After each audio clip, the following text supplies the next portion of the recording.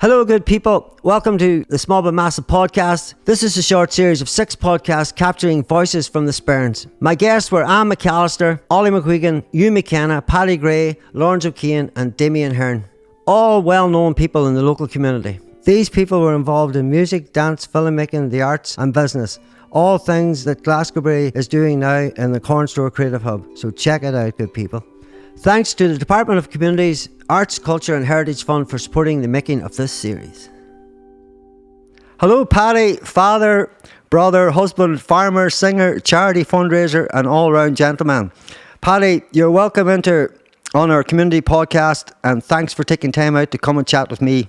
You're a well-known man and your family's well-known in the parish of Ballinascreen and Dripperstown, so you're welcome, Paddy. Thank you, Paddy. So, Paddy, we've been doing a few community podcasts and we've had different characters in from the town and some business and different. We were chatting earlier on, I was saying that Ollie McGuigan and an old friend of your own. I'm sure you and Ollie had a few wee... is there any wee stories you want to tell about? There a week before last week, Eilish was coming through Moneymore. She was coming to Desert Mountain nearly. Yeah. When she got the phone call from Rosie, this man was in the shop looking for a wedding cake. And he was someone like Pulaski or Scalacci or someone give that name. I said, you make wedding cakes? I said, he's looking for it tomorrow. Oh, jeez. He says he ordered it from you 6 months ago. He says he never ordered me like that name. I'd have minded that name. She had to turn and go back up. And the row was on when she went up. So what sort of a shop this was and all that, you know what it'd be like. Oh. Pulled off the mask and here it was Ollie. Ollie Pulaski. Ollie was lucky he didn't get a broken jaw. But showing you, Paddy, the character on him, you enjoyed the crack. Sure. And you've seen the funny side of it too. Well, Paddy, from your good self when you were growing up, when you were younger, you said to me earlier on there, what you didn't know, I had this thing that you always lived up in Cahore and Corrick, but you're actually, you said to me earlier on, we've both got 6 towns blood. Now, what I would say on behalf of the 6 towns people is I am a townie and we're like, my father's buried up in 6 towns grave. I know. And I mean, there were people living up at Bully. There you go. That's up in Tullybrick. Tullybrick. I mean, old man, what James was called. That's right. That's right. I mean him. There you go. And you remember my father, God rest. I mean him well. And so growing up in 6 towns. But I wasn't bred in the 6 towns. Right. So how did my father's people come from the 6 towns. Do you want to talk a wee bit about your father and tell the people out there? My father was born in America, actually. There you go. His father and mother went to America. His mother was Nellie Flanagan, and his father was Dan Gray. If you go up the 6 Towns Lane, you come to a corner and there's a wee bridge on it. That's called Dane's Bridge. Oh, the wee... just on the first Dane. Yeah. That's Dane's Bridge. The old house was on to the left. And Dane, they called my great-grandfather. He come out every evening and he sat on that bridge and smoked the pipe. There you go. That was why it was called Dane's Bridge. No way. It's still called Dane's Bridge. There you go. And I'm sure there's people in the 6 Towns don't know that story. Well, maybe not, but there's plenty of people in the 6 Towns still talk about Dane's Bridge. There you go. But that was the story about it. Brilliant. And so from 6 Towns, your father came, and I suppose he would have been a generational man in the 6 Towns. And then when did you move to where you moved to? He went to America. Yeah. And he got married in America. There were actually two families in their house. He went to America, he got married, and the wife took sick. They had 3 youngsters. And they come home and he bought the place where I'm living now. Oh, there you go. And I was born there. There you go. Where I'm at. But there was another woman went from her house to the 6 Towns, was John Cleary's wife, Mary.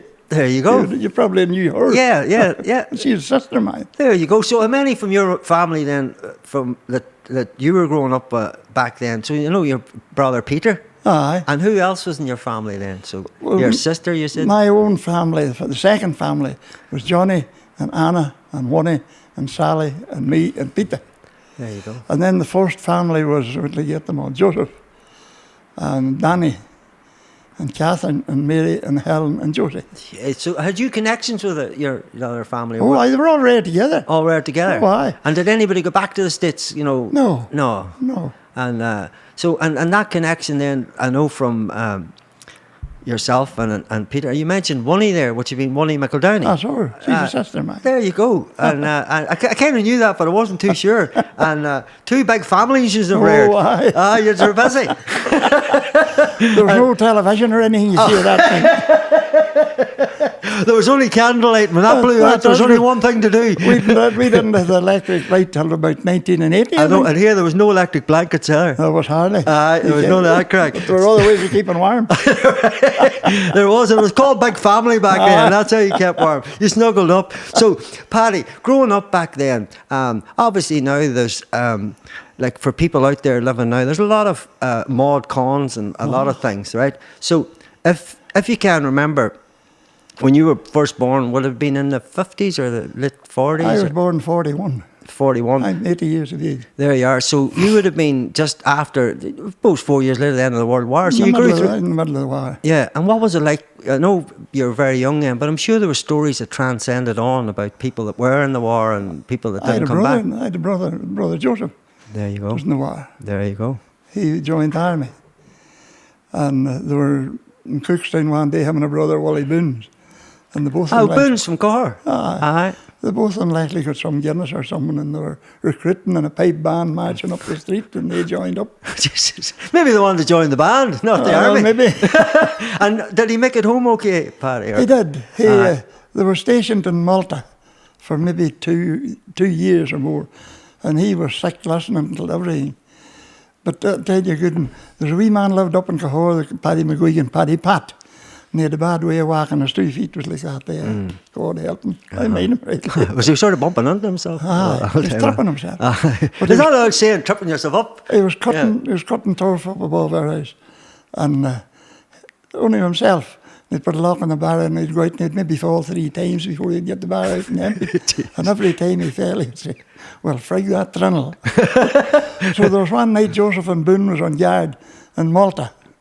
And the wee hut, one of them could stand in for a while, another boy marched. But this time Bryn was marching up and down. And when he was going past, Joseph says, well, frig that trinnel. Bryn gave the big cheer of a laugh. And they took him in and kept him in jail for 3 weeks for making a noise. So, you're out there to fight and then they put you in jail, Paddy. But he left. Yeah. He joined the paratroops. God help us. He joined the paratroops to get out. And... he was stuck prisoner at the Battle of Ireland. If ever you tell the Battle of Ireland. No. And there's a couple of films about it, but he was stuck prisoner there anyway. And was that like a... But he got home. Was like a, just for people out there, would that been like a prisoner of war camp or would it be out? It's a prisoner of war camp, sure. Yeah, and was the country you mentioned there, was that a way out in like the rainforest then, or was it just where they... It could have been anywhere because they shifted them about. Yeah. And the English had nothing, or the Germans had nothing, they didn't eat. And they'd be marching from one camp to the other. And he was eating stalks of kale out of the field. And these young English boys was with him, they thought he was mad. They would have died with hunger. There you are. And they ate their turnips and everything. Just to get by. Just to keep living. That's brilliant. And so back then... But he got home. He got home, he was one of the lucky ones. He was reported missing, you see, and nobody knew where he was at or anything about him. And one night he just walked in. And how was he? How was it? How would his mind have been then, Paddy, coming back from that? His mind was everywhere. Aye. You lost a brother. Surely. Aye. There was a World War on. There were. And young people made a choice, didn't they? They made that choice to protect, whatever the ones. And it's good that you're talking about, because all you ever hear about is the war heroes being from a certain denomination, which wasn't true at all. Not at all. There was people from all denominations were in the war. He has a bit of a story, wrote Paddy, sometime. Look it up, Google it. The Philadelphian. He was born in Philadelphia. There you go. And when he fell in with Yankee soldiers somewhere, they told him, you should have been along with us. But sometimes Google that and you get a good bit of a story. There you go. That's very interesting, Paddy. Only don't print it. I didn't like it. Oh, did you not? No, well, I'll not print it, but maybe ones on here may print it, like a story about the man, and we'll be going to you for information on him, telling the wee naughty bats, like no electricity in houses. But, Paddy, going back then to your young days, whenever you were growing up, like obviously, things like getting water and electricity, as you said, there was nothing there, but did that create a more bonded family. Do you know what I mean by that? Or had you Probably all did, to because do? we were all reared, Paddy. There was no word of step sisters or stepmother or anything. Yeah. We were all brothers and sisters. Aye. And we were all in the one house. You were all bloodline, the one bloodline. And how did that? What Everybody- size was the house? So people know that they're thinking, "No, I need a room in my own." An There old was, thatched house. there you go. And There's an old ladder up the stairs or up in the loft, and slept up there. plenty of blankets. Aye. Aye, and what about water? You just got it from the well. There was There a you well are. below the house. And the stove was an important. It was We the heart. don't- You hear it was people. the heart- oh, it was the I heart. hear people saying that the heart of the the hearth and Aye, the heart of the house was the heart of the house. Aye. Oh, we had And- the open fire for long enough. And so, for you yourself, who loves music, and I'll come to that about music and all that there. But was there music in your house, Paddy? Not really. No. My father had no music. Yeah. None whatever. He Aye. couldn't have whistled a dog. Not even one of them trained dogs. I'd be whistling away at a dog here, maybe up the mountain, Paddy, and never come to me, But so, when was your first wee introduction then to the Whenever likes of Joseph singing? come off the army, Aye. they had parties everywhere. House parties. Yeah. And that was the first time I ever heard music or singing. So it come from the States over from your brother to you to here, and what kind of tunes would they have been? Oh, they're Irish tunes. Aye. Dominic Bradley. That was McGeechan's father. He was the boy who played the accordion. That was it. There you go. So, and you just chanted away and sung away, and I in the dance around the floor. and was there plenty of drinking going on there? What There kind wouldn't of? have been much drink. Because there wouldn't have been much drink about. Nobody had any money. And what way did just going back to after the war? I heard Mum saying one time about like a ration book. Is that right, Paddy? That's right. How did that work then for people that Everybody- don't understand what a ration book was? Then? Everybody had this book, and there was, I'd say tickets inside it, and every ticket was numbered. And say you wanted a loaf, the grocer would maybe cut one ticket or cut two, whatever, had to go for a loaf. And then there was what they called clothing coupons. There was another book that you had to produce when you were buying clothes. And it was the same story. Those people would have used them as money. There used to be a boy Maguire around on the thrasher, and instead of taking money for the thrashing, he would have took clothing coupons. There you go. He was the best dressed thrasher in South Derry, wasn't he, Paddy? Aye. And then we had a big family, you see. Everybody had a book, which meant there was plenty of coupons about our house. Aye. So because you'd have been clan. Aye. Well, then you'd have been your larder would have been packed full of stuff. But I heard one time that Joe McBride that lived where God rest him. I mean Joe McBride. My Aunt Annie used to work for him years ago. God rest her. that's really- And now where Burns' shop is now. Was he someone like a trader with flour and all that? Was he one of them? Oh, sure, they had a grocery shop. Aye. And then he sold feeding stuff, and he sold coal. Yes. So he would have been probably a very successful man back Well, then. according to the humour was on him now when you went in. Was he a cross man, Paddy? Was he? Was everybody cross back then? Well, the most of them. If Joe knew you well enough, you got whatever you were looking. Yeah, I suppose. And I heard my father telling he was in one day, and this woman come in, I'll mention no names, but this woman come in looking for coal. No coal. And my father had been in the yard and he seen the coal, a big heap of coal. No coal. So she says, what am I going to do? She says, Barney's not well. He's in bed with the flu. You better go home and shoot him. That was Joe's answer. So you're one down then. All because of a flu. So when you were at primary school, Paddy, what primary school did you go to when you were? Brackendeezer. And what was that like then? Because I know my mum said that school in them days were tough places to be. The teachers were tough, Mrs. Bradley was Paddy Daniel, Margaret Liddon's mother. It's dead now. Aye, God rest her. Aye. Her mother was a teacher. There you go. And no, she was a great teacher. If you wanted to learn, she was a great teacher. Aye. But was there a lot of people in your class back then, Paddy, would have been thinking, I'm just going to farm? And, when I leave school, or was there ones wanted educated, or was there a bit of both? there was a bit of both, probably. There was nobody. John Padden and Jimmy's still living in Gorton. They went to college, I think. Aye. That would have been a big thing then, wasn't it? Geez, that's a big thing, sure. Aye. It's like I was talking to Anne McAllister, and she was the first official music teacher. From the town. It was a big thing, Paddy. Oh, aye. Aye. And, and I suppose for yourself then, growing up, what was it like for, how would you, had fun when you were young? Was there music and sport, or did everybody just make potching, or what did they do, Paddy? They made their own fun. Oh, they made not their own potching. No. Their own fun. Well, you could have got that near hand home too. Don't be telling anybody out there. There's a big industry out there. They know all about it. And the people went posh now, like put cloves on it and all, Paddy. It's all these tasted stuff. But so what was it like then? Did you just go out and about, or was it? Well, first of all, in the summertime and the springtime, when your mum was good, you had to work. Aye. When there was cutting turf or cutting corn or whatever. Aye.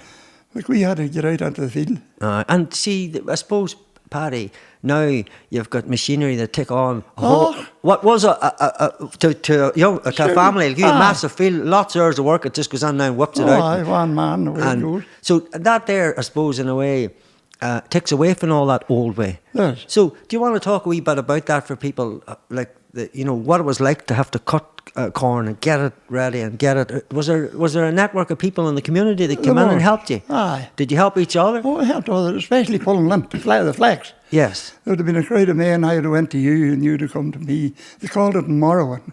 There you go. There could have been a dozen men or more. And then the big men, they had the boon, what they called the boon. And what was the boon? That sounds like boon was a crowd of men. Oh, sorry, I thought that was the guy that got all the girls, at the dance.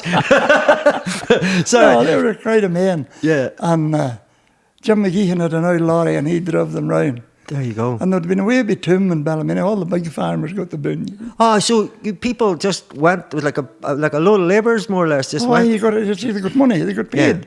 Yeah. Around here, you went to tie corn for somebody, you didn't get paid, you got well fed, but you didn't get paid. And orange juice with water on it. How did you get on today, son? Well fed, man.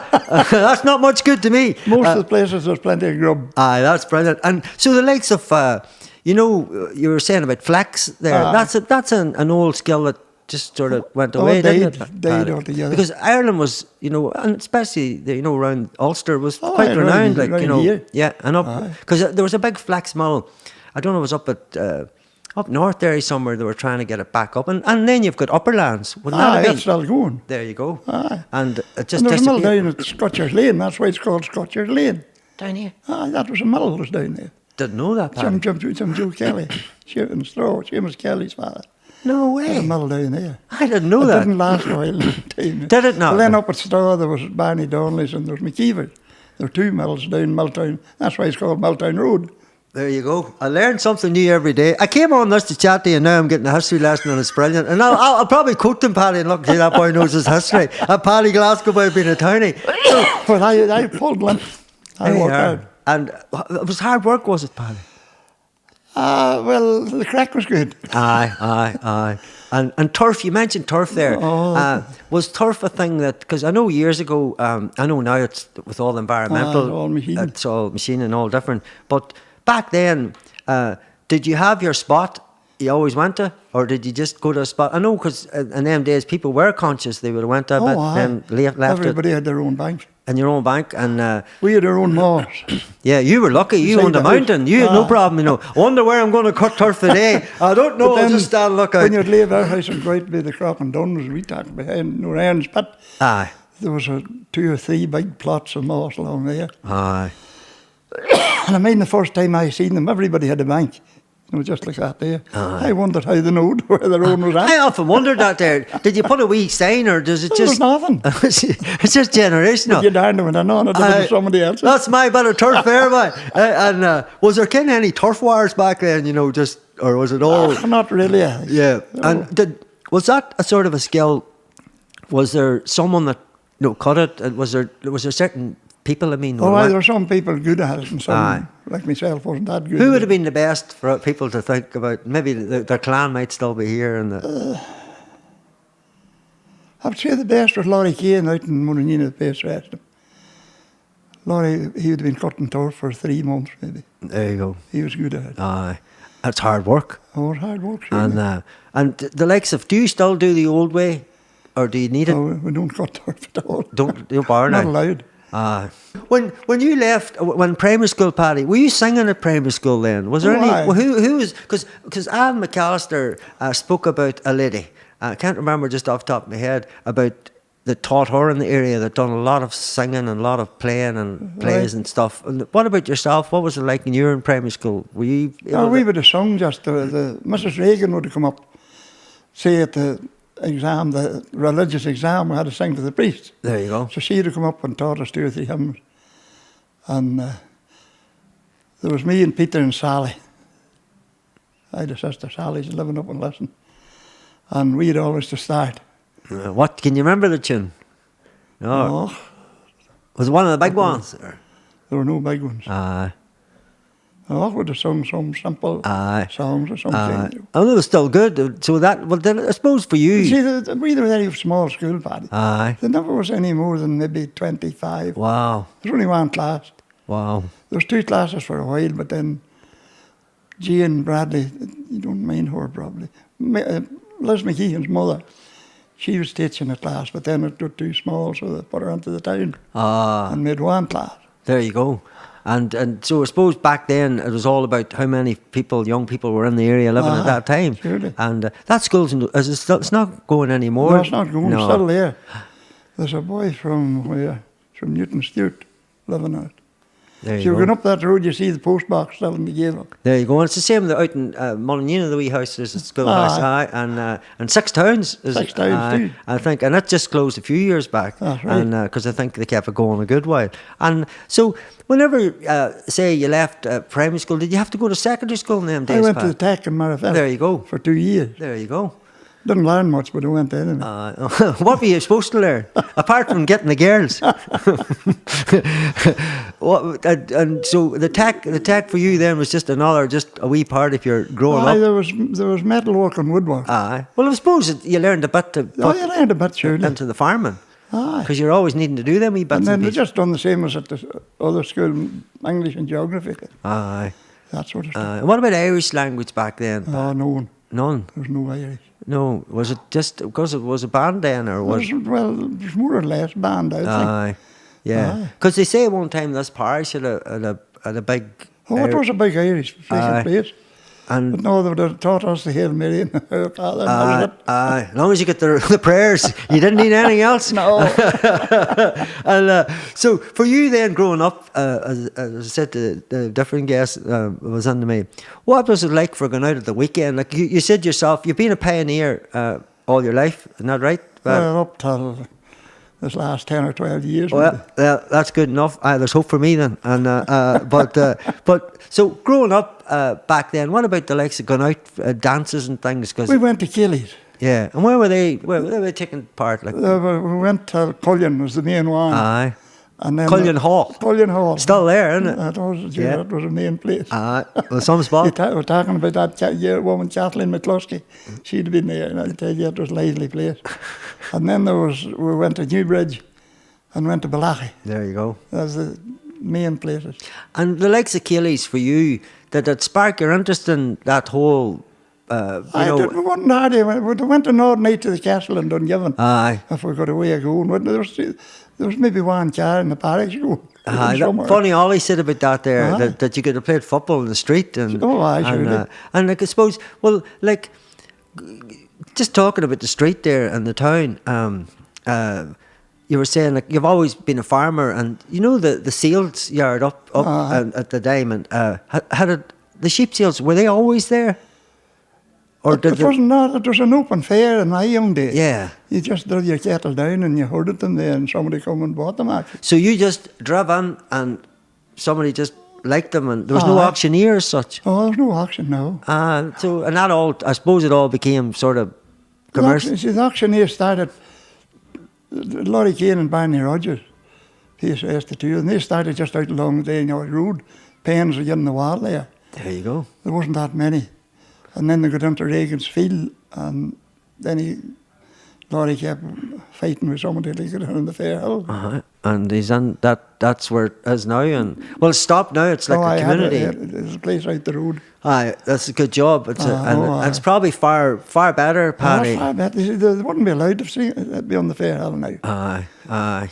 Well, do you know, looking back at the old pictures and, the sheep, and you would see people there sometimes on Facebook put up old pictures and they would go, that's my granda. And, I'm sure you're in them pictures and different people that that over the years. And even to the amusement's been there, and it's a big thing. And the likes of, for singing then for yourself, Paddy, because I know you've sung in choirs and all the rest.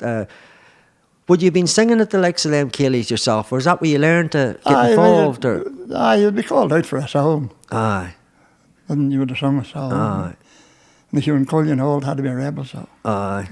Did they like the walls being battered? Aye. Had to be was the feet tapping? Had to be dark green. Aye. Says you, I don't know any of them for the people listening out here. Oh, you'd have no iron there. There was a lady come up to Paddy and she had all the words and hummed the air into his ear and he sung it. Oh, brilliant. And, but sir, I suppose that was the way. That was the time. That was the time. And coming in there to that time too, like with your own family. You have a large enough family too of I think it's 12. There you go. And so the likes of growing up, then you've got your own generation growing up, and then you've got your own family.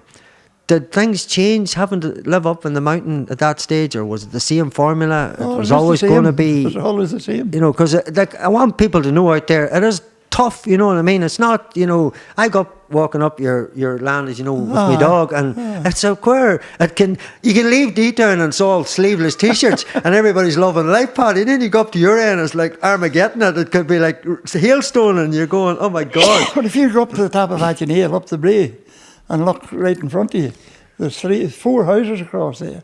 I got my tea in every one of them houses. There you go. Now they're all ruins. Oh, wow. That's mad. And what about the old houses? Is there any old myths or stories? Or Eilish was chatting to me one time about ghost stories in some house and saying Dad will know about ghost stories. That's the one along. If you go on, say you go up Atkin Hill and turn right, heading over behind, but there's old walls along the road there. Is that the one with the wee trees all along? It's the right hand side? Aye, there's trees on the left hand side. Aye. This was a big house. I mean, the old pair that owned it. It belonged to McKeever's of Straw. Barney McKeever's. Mackie McKeever's father. Yes. Belonged to them. That was where they were born. And this old Yankee Clary, they called him. He was Clary, he came home to America. The brother lived beside us. And he stayed with him a while and he bought the place in the mountain and built this grand house. And I would say it was the first house in Ballinascreen that had a bathroom. Wow. He had a bathroom. And he had a wee force pump out in the well on the street. And he pumped the water up. And then he carried some kettles of boiling water. He's like a boy wore wellies in the bath. He sounds a bit eccentric. But he had to get married then. Needed a woman.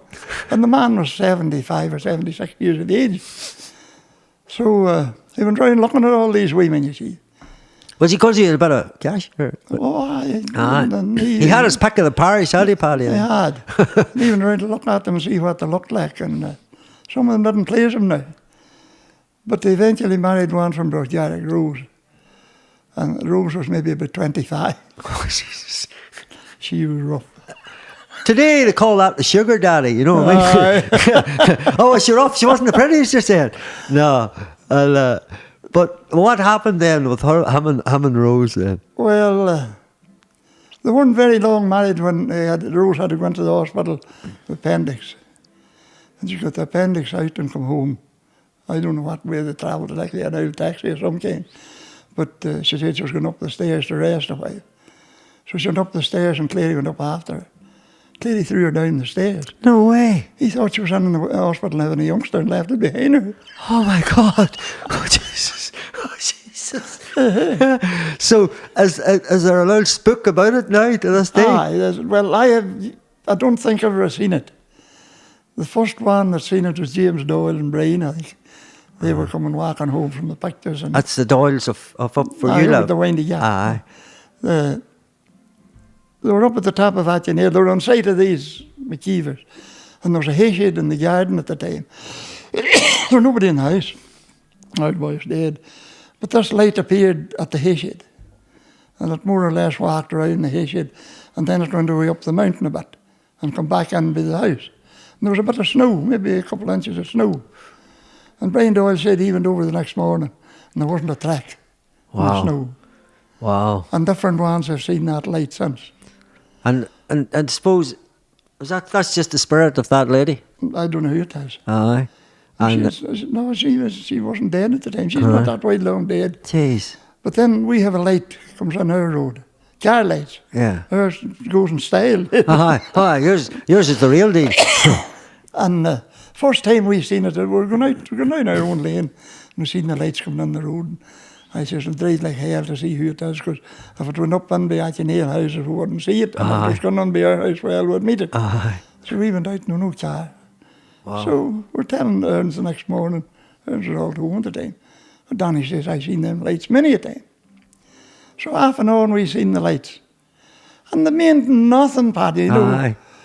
There was nobody died or anything like that. Yeah, no, I know. There was no myths or legends from the past No. of, you see this, something's going to happen. But I mean, Noreen was up in the house one night and she went home and she wasn't talking to the phone rang, it was her, and not a breath on it. She says, "I met them lights tonight, or I seen them lights tonight." And she was well scared. There you go. It could be, you know what, it could be aliens. There was a woman died above their house. Paddy Throne's wife. There you go. Died shortly after. There you go. And I don't know whether you know or not, Anne McChrystal, she was Murphy from out in Gorta Hook. She died a few years ago. She was anorexic. She died young. There you go. In the morning she died, the car lights, I was down in the room looking out the window and the car lights come on their street. They didn't come that I could see them, but I could see them shining on the wall. Wow. But you're not scared of them. It's not a thing to be scared of. You never would think I'd get of it. Yeah. And that's important, isn't it? And it's more a comforting thing. In the morning, Anna died. I'd married Charlie Andy, pace racer. I come home. There was a wee girl in our house. I had to live her at school. I come home to get her ready. And I was out in the kitchen, and I heard the yelling out in the room. And I thought it was the Wayne that someone had happened to her. I run down, the Wayne was still sleeping. But when I went back out to Charlie Andy's, Anna was dead. Oh. Them things, Paddy. Aye. The time my father died, my father was married twice. And he never, that ever I mind, mentioned the first wife. She was Marie McGuigan. She was Pat Mix and Dromard. There you are. Just Dromard. But the night he died, me and Sally were sitting in the room with him. And he was mumbling a bit, you know, to himself. And he said, "Marie." That was the only time. And just as he said that, the room filled with the nicest blue light ever you seen. Just like a flash, you know. There you go. So there's mystical moments in life, and people should should appreciate them and not freak out. Oh, not at all. Aye.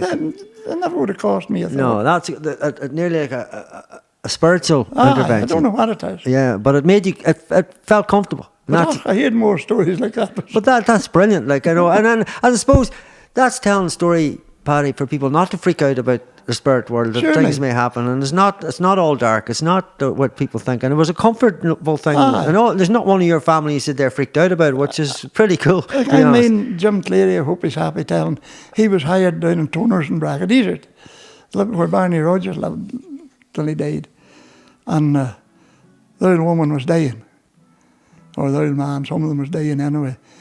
And he went out sometime. There were three had died before, 3 brothers or sisters, whatever. He went out sometime before it for a while, coming, the boy Mickey Campbell at their married was sitting with him. And these 3 wee lights was in the garden, in front of the house. And it didn't, he knew what it was, and it didn't cost him a thought. And back in, he told Campbell. Campbell went out, and he seen 3 lights too. And they kept going in and out all night till about 4 o'clock in the morning. Jim went out, and he was standing watching the lights, and the 3 lights went out. Wow. Then the person was dead. Wow. Like a trinity. Like divine intervention. Maybe you're you're a walking saint, Paddy. You may just, nobody, people, you haven't good enough faith, you'll not see the light. Yeah. I went to Bishop Lagan's funeral, and Father Paddy Baker had come to Lourdes with us one year, and we had some crack with him. Yeah. And you've went to Lourdes a few times, haven't you, Paddy? I was in Lourdes 20 times maybe. But anyway, you helped people as well, you assisted them. I know that. I would get money to take them. Yeah. But Father Paddy appeared in Day in Chapel anyway, but he didn't go in. He was standing at the gate, and I went over to shake hands with him.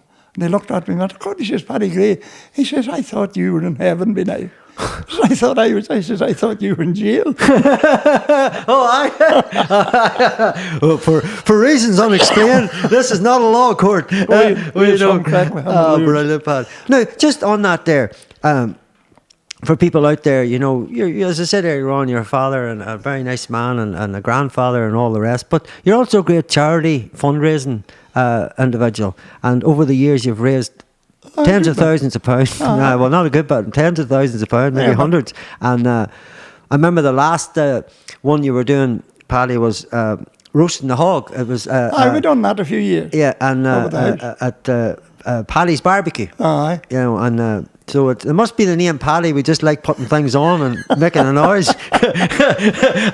But can you tell the people over the years about your interest in that there, and listening to you, you're a very spiritual man, and you like you like the prayers, I can tell, and I'll be asking you for some after. My ma says a lot for me, and she's on that higher level like yourself. But so what was that kind of and you know, back then for you, raising the money, was it yourself or was it something just says, look, we can do this, let's have a go? Because you've done different. Done something. I done the barbecue.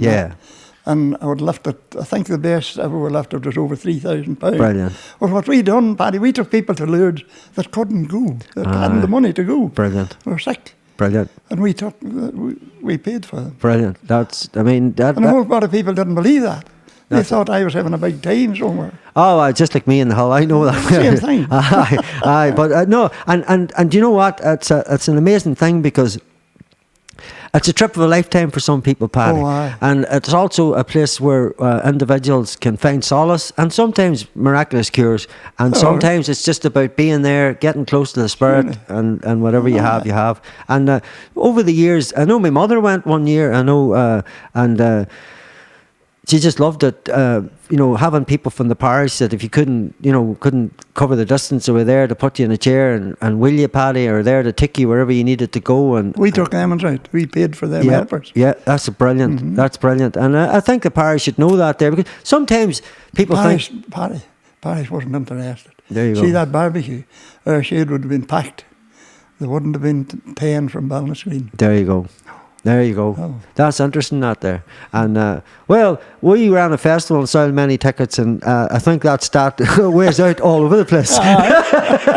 So we're one. I had people from County Offaly. I had people from County Kildare. Amazing. Earlier on, we were just talking about Offaly.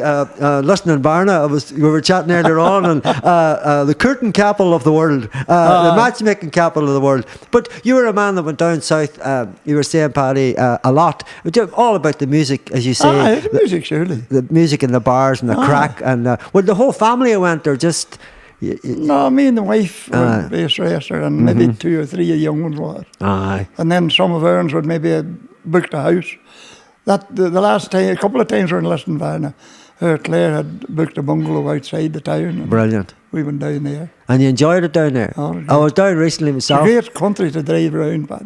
Lovely. And we went to Cahore one day, and I could show you the calendars.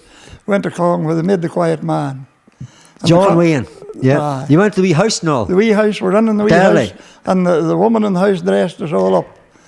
My wife was Maureen O'Hara. She had the shawl and the hat. Class. I was the priest. There you go again, lad. You were in the wrong tree. Martindale and Claire's man, he was John Wayne. Oh, brilliant. And with 2 or 3 of the young ones was. And you got the picture and all? Oh, that's Claire got the pictures all and made a calendar. Brilliant. And but do you see, they're all, I suppose, what people know out there as family. Special memories, Paddy. And family was important to you all them years. And it is now, because you're sort of, I'm not saying you're surrounded by your family, but there's a few near of your family. Near enough. It's like an army, you know. You're not going to be invaded down there, you know. And you show them lights out spotlights to make sure townies don't get in. Follow the house down beside you. But see the likes of then, for yourself, I suppose, Paddy, and like we mentioned, like Anne McAllister earlier on, and you've been in choirs over the years, and your daughter's in the choir in Straw, and I mean, is that something you enjoyed doing over the years? Oh, it was great. Was it the community thing, or was it just? It was more or less a community thing, but a great music teacher. Bridget. But Margaret, God rest her, but Margaret hadn't the nerve Bridget has. Bridget is a seasoned performer. And like Brendan, I hope the man's all right. he would have been trying to change a hymn or something. Yeah. Like Bridget would have said, "You shut your mouth, Ben." That was sister and brother having a wee strife. But Margaret couldn't have done that. I know. Well, your choir's going still to this day, and Straw, and we're not going the minute. I don't know when it'll be back. Well, I suppose that's something that for singers and for older people and for getting together. It was great. We had a practice every Thursday night. Brilliant. And you missed that more than you missed Sunday morning. And it's all about the chat too, Paddy, isn't it? And getting out, you know. And I think it's important that people know that, I suppose, for you, it was an outlet. As you said, your wife, God rest her, passed on. And there was no big stars. Like, everybody was the same. Everybody's the same. There's no superstars. There's nobody coming in and showing their belly. No. Bridget would soon have took the feet from me. No, but Paddy, it's a rural thing. There's you can't be a star in your own town, you know, and it's something that's just out there. And likes of, you know, for yourself, there you were saying earlier on, you don't do as much farming now. And I went to school, you know, to Collins with a lot of farmers from all the different townlands and Mulleenina and Six Towns. And some of them would have went on to farming, but a lot of them didn't take it up, Paddy. Was it a better trade to be in years ago than it is now? You know what I mean? For individuals. No, I would say years ago it was worse. It was worse? One man could have maybe made a living. Yeah. But like every house, there was 4 or 5 men about it. Aye. There wasn't a living for them all. They all had to go and do something else. Yeah. Or emigrate, whatever. Yeah, and did one then take the mantle of the farm? One usually took the farm. Yeah. Yeah, because I think back then there was, I suppose, a case of having to leave here rather than wanting to leave here, Paddy. Do you know what I mean? Having to leave, surely. Yeah, you know, like, I mean, you knew plenty of people you grew up who went to maybe Birmingham, Manchester, Australia, America, you know, and not that they wanted to, like young people now. They had to. And so, and I'm sure you noticed a lot of that in different families. That actually type of movement of things like that can actually wipe out a family in an area, you know, and as you said, it has happened where you live, there's different families gone. So did anybody that, you know, when you were growing up, that you knew that just sort of shifted and never came back? You know, you go to school. I went to school with some people that never came back. They went to Australia and just, that's where their home is and that's where their clan is. No, but I know my father's people. He had 5 brothers. And there was one of them would have come on a holiday, Mickey. He was raiding the 6 towns in Flanagan's. And it was to get some of the one away from the table. That was why. You know. And then it was a victory when one was pumped out. Get out of the house. And then I had an Uncle Johnny. He went to America when he was about 19 or 20, and he didn't come home for 44 years. Wow! But then he retired and came home. There you go. And he's buried up at Straw. There you go. And I suppose it's hard enough for you not seeing your brother that long time. That's a long. I know. It's a lifetime, Paddy, isn't it? He went to America. There was already 4 brothers, Dan and Paddy and Wally and Mickey. They were working in a place called the Atlantic Oil Works. And Mickey had sent Johnny the ticket. He told me himself, he says, he down to send me the price of it because I would have drunk it. He landed anyway. The day that Michael Collins was shot was the day he left America, or left here. There you go. And he was in the IRA. And he had nothing on him, only the trench coat belonging to the Irish Volunteers, big heavy coat. There you go. And that, I'm sure his name's listed. Well, probably. Aye. He'd have come looking you, Paddy, an ancestor. But he arrived anyway in New York, and Mickey was there, the brother was there to meet him. And he told me, he says, you'd better get that coat off. People will think there's something wrong. The temperature was 100 degrees. He says, I can't take it off because I have nothing on them. Mickey went round with a hat and he collected $18 and bought him a suit. Brilliant, brilliant. And the rest is history, and then he went they had the job for him too in that place, you see, along with other boys. And the foreman was going round in the morning and he come to Johnny, he says, who are you? Johnny Gray. Are you anything to these other boys? I'm a brother. When is your father coming over? That's all right. So, Paddy, when you're looking at, you know, at hill farming now and how things have changed with alternative energies, the likes of, you've got the wind turbines, and you have got the likes of the complete opposite of that up at Greencastle, where you've got the gold and all that. And I know there's turbines on up your end, I think, and up in your. How do you feel? Like, I know that to me, there's alternative energy is needed. It's coming. It's where we're at. Like when you first grew up, Paddy, it was all about burning coal and all that. You know where we're at now. It's all different. Different altogether. Because there's one grid. We need to get new stuff to it, and we need to keep it going, and that's where we're at. And so, what's your feelings on? I suppose to me, if I was in a situation that we're on farmland where there's loads of wind, I would be thinking, well, look, I've got 4 sheep out in that, and I've got. I can do this. I can set a legacy for my kids and my children and my land and the place I live. So what's your thinking in that there now, as a man that's in the twilight years? What I'm asking is, do more farmers have to think about it and not be kind of, oh, this is the way it was in my ancestors, it has to stay like that? No, that's all done away with. That. Yeah, but do you want to explain about that there then to people? That mountain of ours, there's 5, 6 turbines. Yeah. I won. Mm-hmm. Yep. That's what that is. Aye, yep. But there's people wouldn't go for that. Yeah. People think they're the worst looking thing you've seen. No. We never see them. Never. And pass any remarks on. No, but Paddy, it's as you say, it's you getting a reward back on the hard work you've done in that hole. Do you know what I mean by that? You know, like you've slugged away and you've tried your best. Some of our boys maybe didn't like it at the start, and I tell them, say that mountain's up there, it never made me a pound. Aye. Which was right. Aye. Well, I remember one time when I was younger, there was a programme on TV and you were on it, and you says, certain people get the good land and all we got was the view. Am I right? Well, not quite who that are people are. But can I say this back to you now, friend? Well, those with the view now, they're doing all right. The Catholics got the view. Yeah, keep your flat land.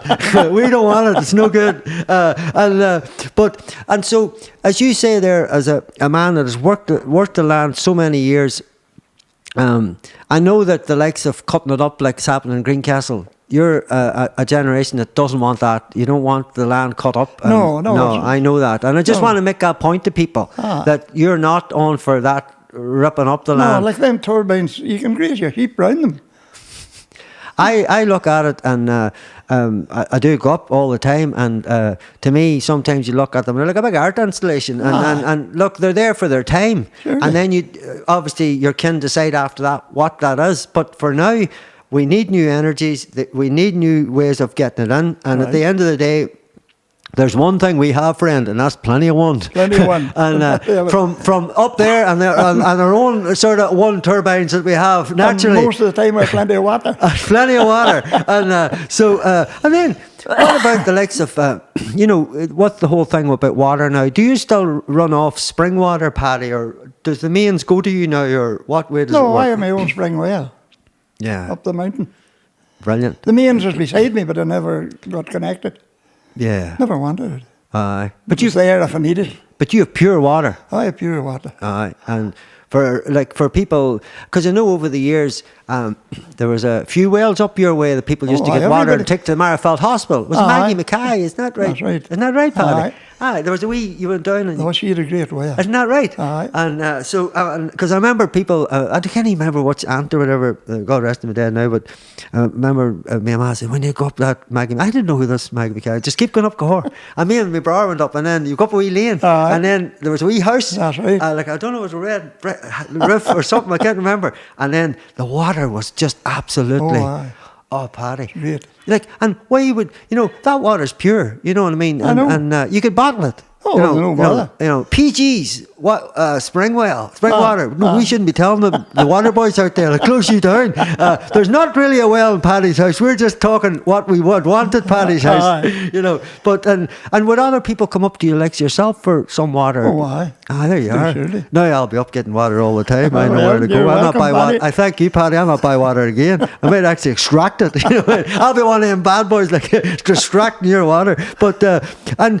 Paddy, it's great to know your views on that there, because I think it's good to put that across, and I think it's good because you are a man, and I know that loves where you live and love the mountain and love everything about it, and it's a hard station up there. And I know we should just mention Eilish, because remember Eilish, we were on there was a radio show one time, and John Toll, Radio Ulster, and your lady Paula McIntyre, who was cooking some food and was up at Eilish's house. You were there, Paddy. I was there. And John was there, and at the time, just so people out there know about where Paddy and his kin live, Ailish, at the time of the snow, there was no way of getting water. No. There was just, that was it. And she was far away from your good self.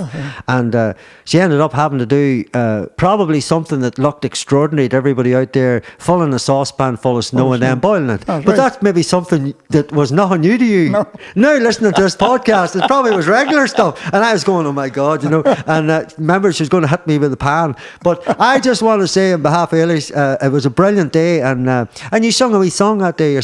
Sung a wee song. And there was good, and there was a bit of food. And but I did know one thing: if anybody out there, if you like Paddy had a big family and they cooked the food, and what happens to big families is when you have a bowl of food, if you turn away, it's gone.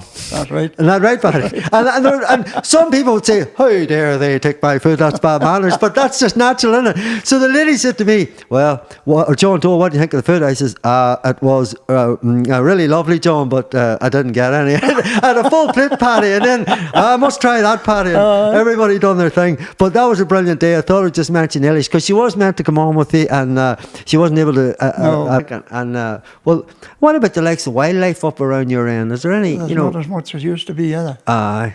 There used to be hundreds of grouse about now. No way. One as long. No time. way, Paddy. More surely. And the likes of, I suppose. And hares. There's a few hares, yet not as many as used to be. Somebody was talking about that the other day about hares in the countryside. Did you see any? Hardly any. And why would you think that is, sir? Is it pollutants or what is it, Paddy? I don't know what happened. Or is it just a case of the time has come? Because there were no rabbits. The owl rabbit will kill the young hares. There you go. But there's no rabbits about our road. Never was because it was too hard to die. Hey, rabbits couldn't And you see survive. a poem of Geordie Barnes that was round by Stony Creek. Even rabbits couldn't survive. Rabbits couldn't survive there.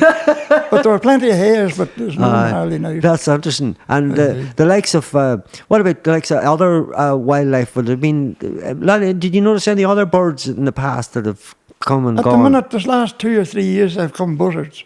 There There's you none go. of them in my own day. And swallows, you'd have them returning. There's not as many swallows this year There you go. as usual. That's good. Because there'd always been 3 or 4 nests in our shades, but I think there's only one a year. Do you not think it's remarkable how they can come breed in South Africa and make their way back And to make their Cork? way back. And no. The fish is the same. Wow. Fish will go to wherever they were bred. That's mad. Aye. There'll be some fresh in Italy, some salmon going, I got to get back to Cork. I got to get back to Cork. Well, Paddy, do you want to try a wee verse? And if it doesn't work, and get yourself a wee drink of water. And if it doesn't work, it doesn't work. And if you want to stop, you stop. And you don't have to do a full song. It's just a wee note for you. I'm going to try them out or whatever. Good man. Now, this song was made by a man from the Six Towns, There you go. Jared Conway, Jared Tammy. There we go. And it was brilliant. I heard this song one night. We were in a pub in West Cork, and there was a sing-song going on all night. But this boy got up and he sung the My Old River. And I think it was in Skibbereen. There you go. And whenever he was finished, I went up. It's like, where did you ever get the words of that song? He was a Cork man, you'd known once he spoke. He says, there was a hurling team from that country down here about a month ago, and they sung that song every night. And it was the Screen hurling team. There you go, Paddy. That's a small world. That's a small word. It is a small word. Oh, aye. Yeah. So, We'll try it. good man. On the great Myola River, where anglers sport and play, along your banks, young lovers still pass the time away. Let the anglers have their pleasure, and lovers have their dream. But give to me that river where it's just a little stream. Flow on, silvery water, flow on through Ballinascreen. For a little while I'm strolling where my is just a stream. Good man, Paddy. That was brilliant. And what a way to finish off the podcast by a classic song written from our own shores of Ballinascreen, sung by a legendary man himself, Mr. Paddy Gray. Paddy, you've been a pleasure. Safe journey home to that very hot place called Cork. And thank you very much. Good man, Paddy. Thank you.